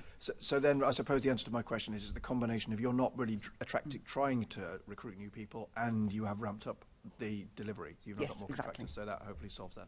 Okay, somebody member Pigeon, I think you wanted to... Yes, I have a few questions on this. As well. So looking at the different phases, from registration to installation, it has gone down. So at phase 1, it was 8.1%, phase 3, 5.3%. So it hasn't exactly been improving, has it? So I think it's from the moment that people have their surveys done, and whether they then accept and continue to installation, that percentage has been improving. But I'm happy to follow up with further numbers. Okay, that would be helpful. What I'm concerned about actually on this whole programme is the reputation of the GLA. Of course. And the reputation of our authority, and I guess the Mayor of London alongside that, who has promoted this. Members have had lots of casework. Luckily today I haven't had too much, but timely I had a piece of casework on this very issue this week. But reading this report, I find it really worrying. Standard checks are in place and undertaken on installers. However, the checks in place do not identify areas of poor performance, which allow, and therefore installers can be reappointed if they meet the criteria. Surely that can't be right in any sort of process. If you know someone is poorly performing, you don't reappoint them. So I went back and looked very specifically at the timing of our information about how Phase 4 was going and the appointment of installers for Phase 5. So we've had different installers for Phases 1, 2, 3 and 4. Phase 4 was Get UK. And they were appointed as one of the 3 suppliers for Phase 5. So that is really the obvious question. Who else have you got in Phase 5? So we have also Dynamis and Solar Bureau. Okay, so let's take Dynamis Associates. How did you assess their performance and how are they checked against the quality criteria, given that you only have to look at their Trustpilot scores? 52% of customers gave them 1 star out of 5, regularly citing poor communication, shoddy work, damage to customers' roofs and so on. I beg your pardon, I don't know the details about Dynamis. I can tell you about Get UK from March 2022, which was when they were appointed for Phase 5. And I think the answers will be very, very similar for the other installers. So at that point, they were assessed, as it says in the audit report, on various certifications, professional qualifications. They also have to demonstrate that they have a team and processes that can support a high volume of customers in a high quality manner. I think we can now say, looking, if we were reviewing the evidence right now, there would be a very large question mark against that one. As of March, when they were actually appointed for Phase 5, however, their Trustpilot score was over 3 out of 5, and the number of complaints it was less than 8%. It was 7-point-something% of accepted customers under Phase 4. So that was within, just within the Solar Together programme, that was within what was considered an acceptable number of complaints, and their Trustpilot score was, was adequate. And presumably on that basis, I don't know the exact metrics that iChooser use because that appointment is done by our concessionaire of the installer, but on those 2 points, they looked okay. And obviously cleared. Then it's clearly deteriorated. Yeah, so how do you then say, actually, you're damaging our reputation, yes, we do not want you doing this work? So we have raised this question repeatedly. There have now been 6 meetings between either directors or members of the Mayor's office and the management of iChooser, who onwards manage the installers. And the level of scrutiny has been extremely high.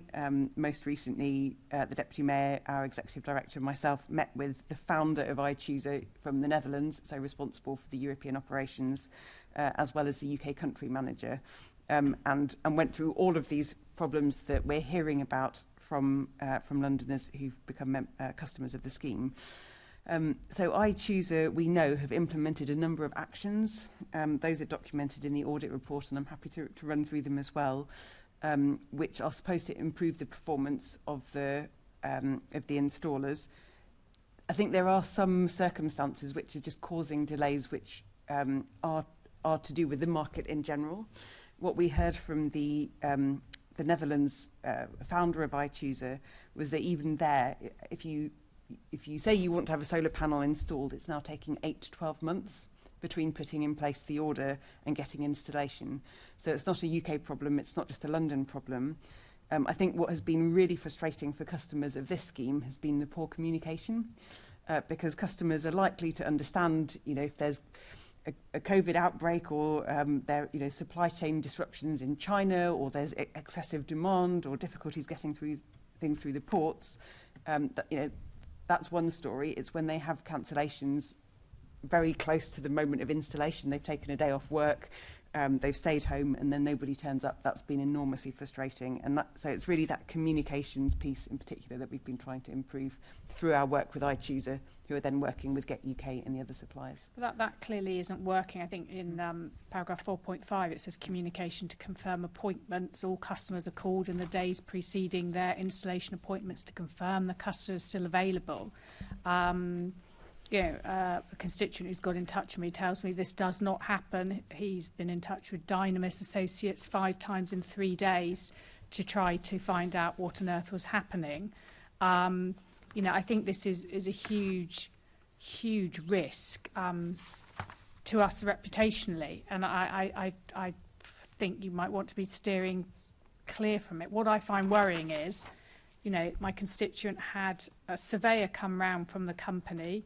That surveyor wasn't electrically qualified in any way, therefore didn't point out changes that were needed to the meter and other stuff in order for this, which was then pointed out at a later stage by UK Power Networks. I mean, surely that's basic. You have someone who's got some sort of qualification. Otherwise, you know, any of us could go around and survey. I mean, really, I mean, that's basic. To then have a message at home saying that the system design they had opted for 3 months ago did not work in the winter based on the experience of other customers. So then my constituent has now said, I'm pulling out of this altogether, and is now struggling to get their £2,000 deposit back. It's not very good. How do people know how to complain about this? And are you rethinking whether you want to be, you know, whether you need to be, as it were, closing this down? Because I think this is really damaging to the GLA. I'm very happy to take up the case. I'm going to be emailing you, Catherine. Yes, I've made a note. Please, straight away. I think once the Mayor and the boroughs have advertised this scheme as they did at the start of Phase 5, what then happens is that there is this reverse auction, the collective procurement of solar panels, and households are then in contract with the installer. They're not in contract with the GLA, they're not in contract with our concessionary partner, iChooser. They're directly in a commercial contract with the installer. And we did look earlier this year at options for the GLA in terms of protecting the Mayor's reputation and also whether we should be withdrawing our endorsement of a scheme that was clearly getting a really high level of complaints. But our priority is to help these customers who've signed up to the scheme, who very understandably, and we encourage them to want solar panels and to think this is a good thing to do. Once they're under contract, our best option for helping them is to be able to continue to put pressure on iChooser, who then manage that relationship with the installers. And if we were to walk away and say the Mayor is no longer associated with this contract between you and this company, then we would have even less leverage. And if you wrote to me and said, please help my constituent, I would then be saying, well, sorry, the Mayor's no longer involved. And I think you would find that very unsatisfactory, given that the Mayor advertised it. So we remain very closely involved with iChooser. Previously, we were meeting them monthly. We now meet them weekly. We talk to them daily. As I've described, it happens at a very senior level. And you know, we take a whole host of actions to try to improve things. Okay, and we are not committed to a sixth phase. No, I don't think you should be at all. Thank you very much. My microphone. Assemblymember Harani. Thank you, Chair. First of all, I will also declare an interest because my father has signed up to the scheme. So there's just for transparency, I should. I can let you know afterwards, but I won't refer to it. I'll refer more to the constituents that have been in touch with me. Particularly, I think, in the London Borough of Harrow, because the signed-up numbers, I think, in the last two phases were particularly high in that particular borough when I looked at the figures. And I think, as Assemblymember Garrett mentioned at the beginning, it was, I think, quite positive in a way in that residents who wouldn't usually go to, let's say, the state for services, it was a way of supporting them to improve energy efficiency in their own private homes as well.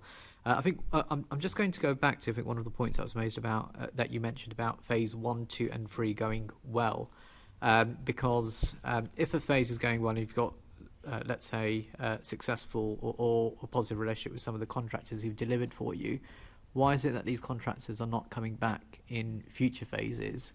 And is there a reason why they're not, or they haven't been successful? Or did they not apply, or did they not come forward for phase 4 and 5? I'm really sorry, I don't know the answer to that. I'm not sure if we have that internally within the system, because it would have been iChooser who would have looked at all of the applications, but I can find out and write to you about that.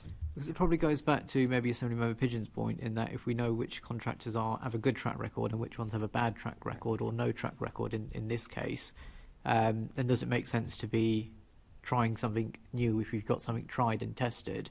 Given I recognise in phase 5, I can see that 3 different contractors have been appointed going through the system, but in phase 1 to 3 you had three contractors there, be it in different years, where you've mentioned that in terms of installations and customer satisfaction, that generally it was a positive experience. I'm afraid I don't know why those 3 companies didn't apply or weren't appointed in phase 4. I'm happy to look into that and send you an update. I mean, I do think in general capacity in the market is struggling to keep up with the now surging demand. Great that there's surging demand. One of the things that the Mayor is also doing is supporting solar skills in London through the solar skills boot camps, through various solar PV curriculum, grant schemes to help employers train people in installations. So we're trying to prime that pump as well for the installers. So there are people who've got their qualifications and obviously the customer support skills that are needed as well. But if I look at the performance of the three installers for phase 5, Get UK are in the middle. All of them are experiencing challenges. We're seeing complaints from customers who've accepted on all of them. And I think that is really mostly to do with wait times and then rescheduling and cancellations. I take the point, I think it was Assembly Member Pigeon made about quality of installation, but that's actually a relatively low percentage of the complaints that are received are to do with the technical quality of the work. The large majority are to do with waiting a long time, then getting cancelled or rescheduled, or scaffolding staying up too long. And that's the sort of the issue that we tend to get back. So that's what we've been focusing our efforts on. Thank you. And Catherine, I think I'll definitely be following up on constituents' complaints which I've received, which are not based on sort of the scaffolding issues, but fundamental issues. So you'll also be hearing from me on that one. Sorry, on the I Choose R, so just seeing that there's a concession agreement in place up to the 31st of July 2023. So what happens after that? Because I'm just noticing in terms of phase 5, you don't have the numbers of confirmed in the report on 3.8 in the report on how many have been installed, but it's in progress. Yeah. And given sort of the large numbers that you are expecting to have finalised, installed, if you're going by last year's figures, we may be at a point where you have the agreement with I Choose R coming to an end, and people haven't had their installations and are still going through the process. So how do you get around that with the timing and phase 5 still being in progress? Yeah. So we've had I think over 300 installations now. I'm sure the exact numbers are in the report, and we were hoping to have up to 1,600 installed. We've asked iChooser for a profile of when they expect those to be done. Phase 4 should be concluding very soon. When we spoke to them, when the Deputy Mayor and I spoke to them on the 2nd of December, they said they hope to finish this month before the turn of the year. I suspect that the cold weather will probably have delayed a few installations, because today is probably not an ideal day for going up on roofs. So probably a handful of those will slip into January. But then from January onwards, it will be phase 5, all full steam ahead with the 3 installers. They have capacity for 50 plus installations a week. So in principle, they should be finished by then, but we need to see that profile. And if there's a risk to that, we'll have to take advice about our options on the contract. I had one final point which we've touched on. I just want to flag up the fact that with these recommended actions from the audit team that were not accepted, I suppose particularly home in on action 4, because I agree with certainly your assessment of the pattern of complaints matches my what I'm seeing, which is that it's not people getting shoddy work, it's people who've got no work at all, or they've got scaffolding that never arrives or never goes away, and stuff in their garage which never gets installed. One of the recommendations was about a plan to sort of get a grip on those complaints, and I think, paraphrasing, it seems like your response is that's not necessary because we're getting a grip. Is that the response that you're giving to the audit team? Because that feels like, I don't know, it feels like a bold move on your part if that's what you're saying.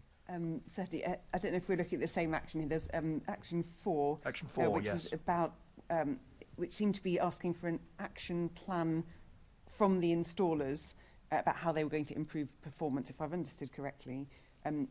This may just be something to do with wording. Okay. There is an installer improvement plan with a series of actions which iChooser tracks and reports to us on, and which we give detailed comments on as well. So I think the feeling was basically we do that. We breathe down their necks, breathe down iChooser's neck, iChooser breathes down the necks of the installers.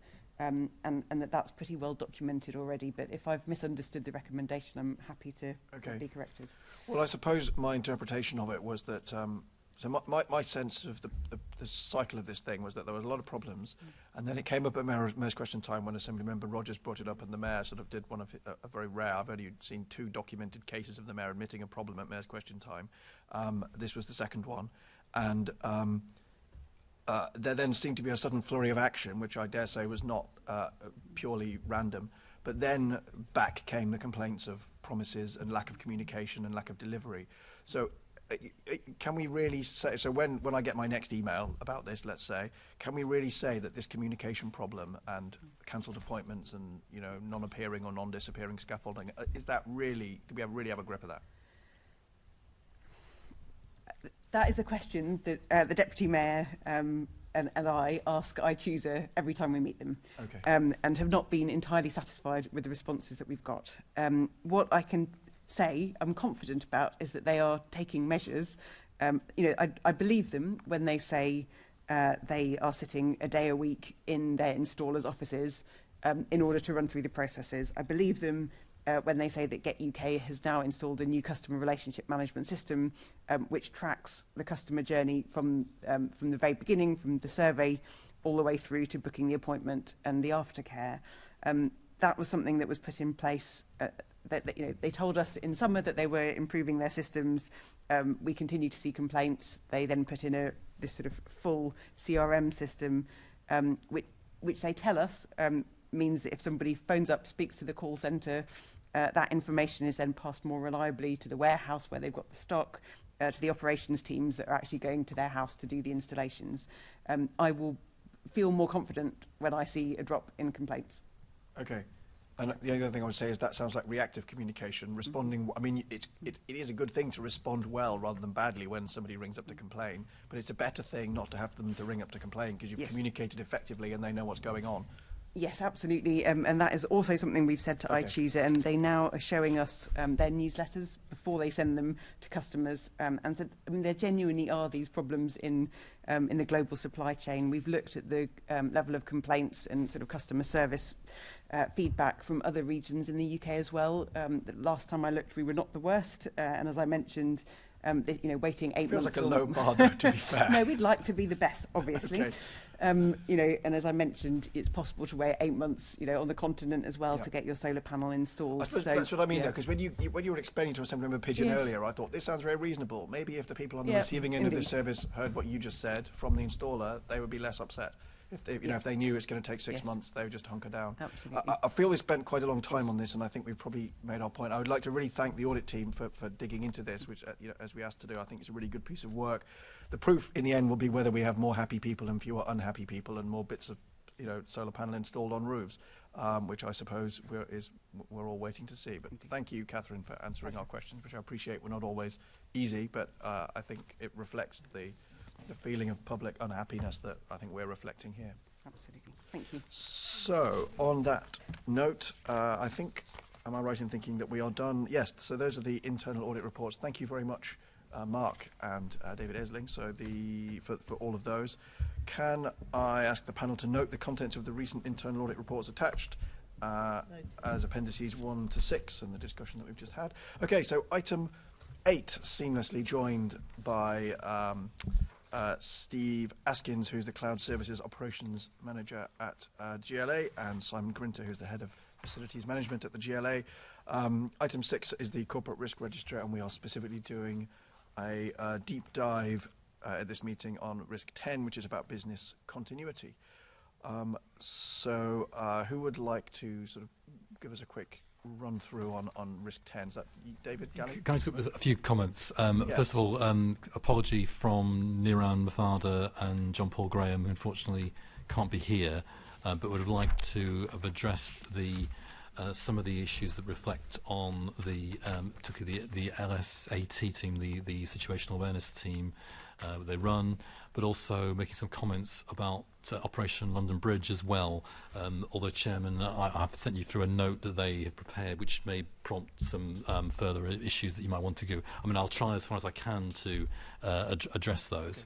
And I think before kind of obviously turn to the detail you might want to run through on number 10, can I just make sort of one, I guess, more general comment? Is that the one thing about the last sort of 2.5 years has been that we've probably had as good a kind of kicking about our ability to respond on business continuity as we ever have done. I mean, the pandemic, I think, was a real absolute test case of our ability to carry on under the most sort of unexpected, trying circumstances.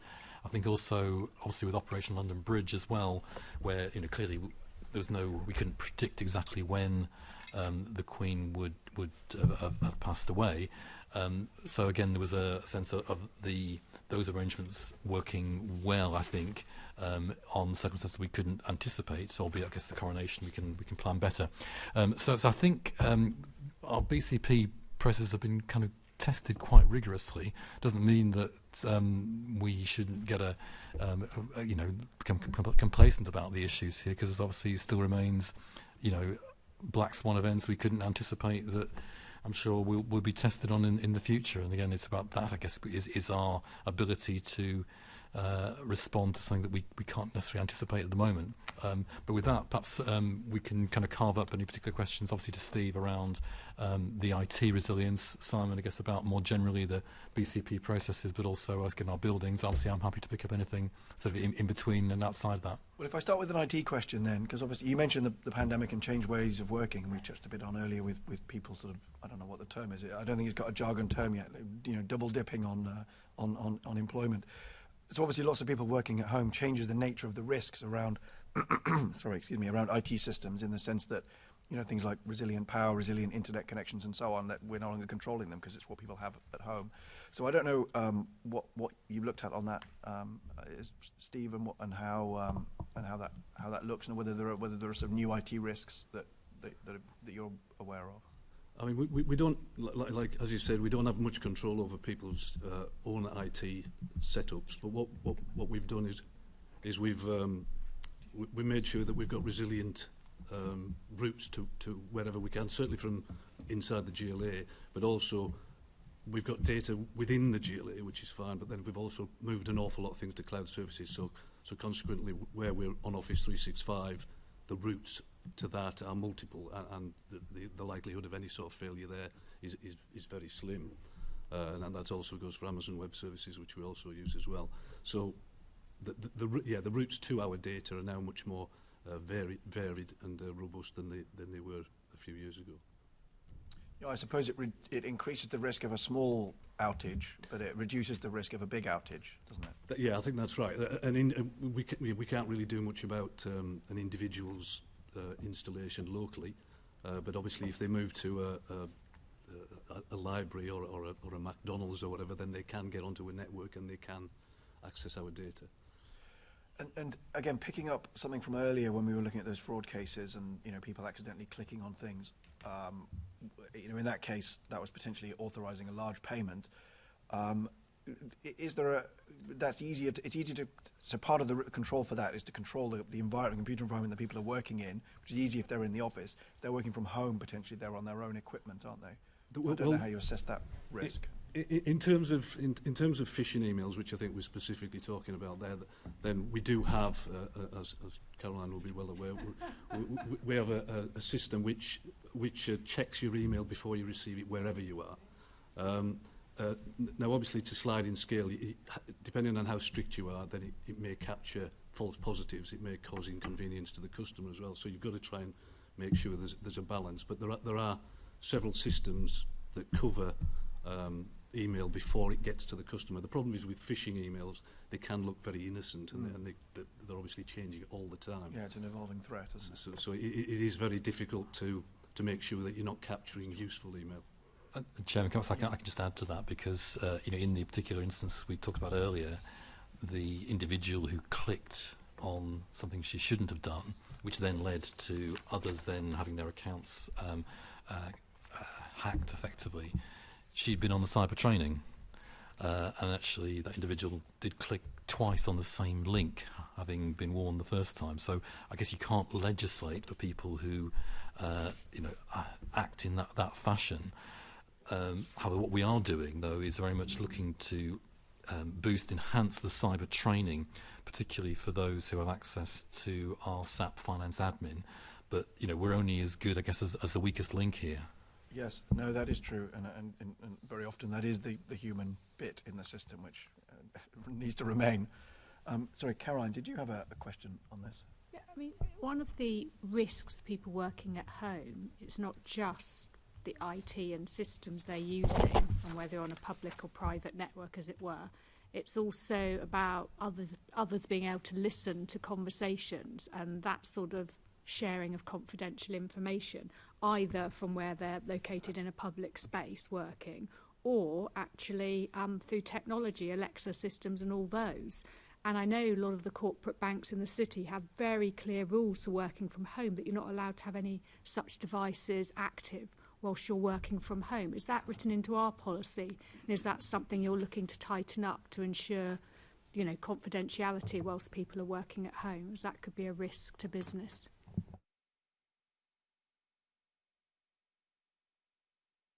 Pop your mic on, could you? Yeah.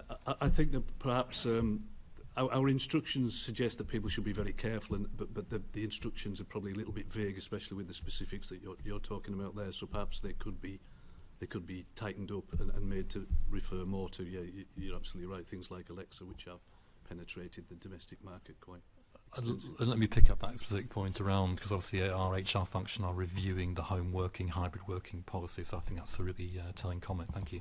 Might want to look at what other measures the city and others are bringing in, because there's a lot of weaknesses potentially from working from home, so we ought to be picking those up and ensure best practice. Thank you. So moving on from IT to sort of buildings stuff, obviously, excuse me, as well as a pandemic, we've also had a building move, so we're sitting here in a different city hall. So I don't know, Simon, what are the sort of business continuity implications of the move from old City Hall, I don't know what we're calling it now, to new City Hall, proper City Hall, I'm being told, to a differently named building. And also, as part of that, we also have people in Union Street and elsewhere as well. What are the implications of that? And obviously, that's our sort of new normal. That's not a pandemic thing. That's just how we now are. What changes has that had in terms of business continuity? Obviously, taking into account everything we've talked about with pandemic and actually the phased relocation, I believe we've become less dependent on our office property generally, with the exception of statutory meetings, which I'll talk about in a moment. So I think thanks to the equipment we have, we're able to deal with problems that we've experienced recently, for example, as in strikes, snowfalls and that kind of thing, much more effectively.